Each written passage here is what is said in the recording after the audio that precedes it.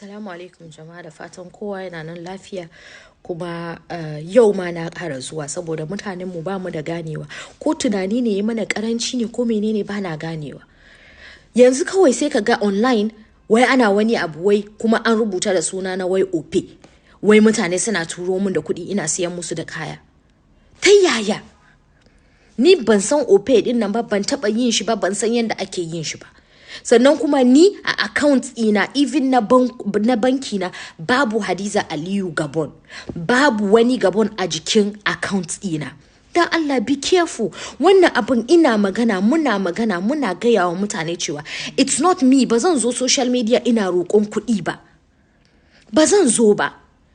Ina da page ina verified account, amma sai ku bari sai ku je ku yi magana da wa'ansu mutane, ko kuma ayi bana group, bana WhatsApp group, bani da WhatsApp group din wani kasuwanci ko wani abu. Ana damfaran ku ne. Sai ka ji mutum ya ce maka ai yayi video call da kai. Akwai application da mutane suke amfani da shi a yanzu wurin damfaran mutane.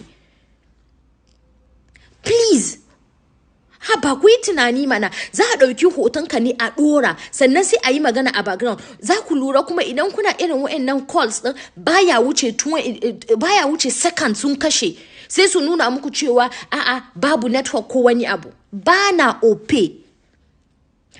ope sannan bana group. Dan Allah jama'a ku dena. Ku masu yi wallahi Allah ba zai bakku ba, kuma sai yayi min sakayya tsakanina da ku. Ne me? A watan azumi ba ku bar mutane ba? Kana azumi kana damfaran mutane, ana tura maka da kuɗi, sai ka je ka ce ka ci halal? Wannan wani irin masifa ne haka? Wannan wani irin tashin hankali ne haka?